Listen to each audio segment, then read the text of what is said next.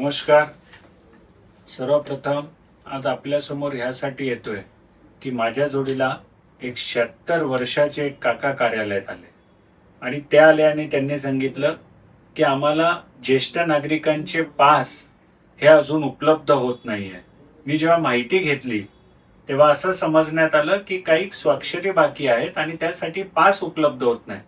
पण एक त्यांच्याकडून जेव्हा मी आता हे ऐकून घेतलं तर मला मनाला धक्का लागला.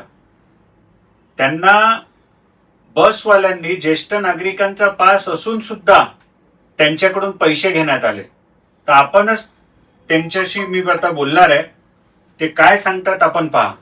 काका, काय झालं? तुम्ही जेव्हा बसमधून येत होतात तेव्हा तुम्ही बसवाल्यांना सांगितलं का की तुमचा ज्येष्ठ नागरिकांचा पास आहे? पास आहे. बरोबर. मग काय म्हणाले ते? पण त्यांनी ते जुना पास चालणार नाही. चालणार नाही. मग तुमच्याकडून पैसे घेतले का? किती पैसे घेतले? कुठे तिकीट? किती रुपये घेतले तुमच्याकडून तिकिटाचे? 10 रुपये. 10 रुपये घेतले. मला असं परत आणि तुमचा पास कुठे? अच्छा. खरं म्हणजे मी हे दाखवतो तुम्हाला. बघा, या ज्येष्ठ नागरिकांकडून हे 10 रुपये वसूल करण्यात आले आणि त्यांचा हा पास सुद्धा आहे.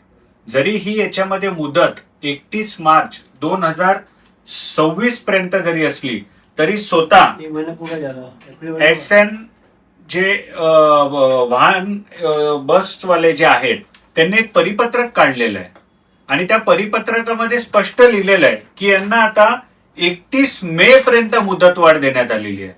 तर माझी सगळ्या ज्येष्ठ नागरिक व सगळे ज्यांचे पास आहेत, ज्येष्ठ नागरिक असू द्या, दिव्यांग असू द्या, कर्करोग पीडित असू द्या व सगळे जे कोण ज्यांना वसई विरार महापालिकेने मागच्या वर्षी पास दिलेले आहेत त्यांना 31 मे पर्यंत मुदतवाढ दिलेली आहे.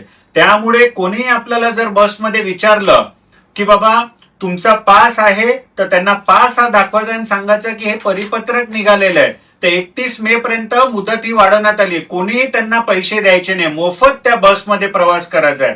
आणि माझी विनंती आहे ह्या SNN मुख्य व्यवस्थापक यांना, खरं म्हणजे असे जर हे वाहन चालक अशा ज्येष्ठ नागरिकांना जर त्रास देत असतील तर यांच्यावर कारवाई झाली पाहिजे. मी नक्कीच उद्याच्या उद्या निवेदन देऊन यांच्या मुख्य व्यवस्थापक ह्या अधिकाऱ्यांची भेट घेणार आहे आणि अशी कुठेही काय फसवणूक होत असेल तर नक्की आपण आम्हाला संपर्क करा. एवढं मी तुम्हाला सांगतो. धन्यवाद.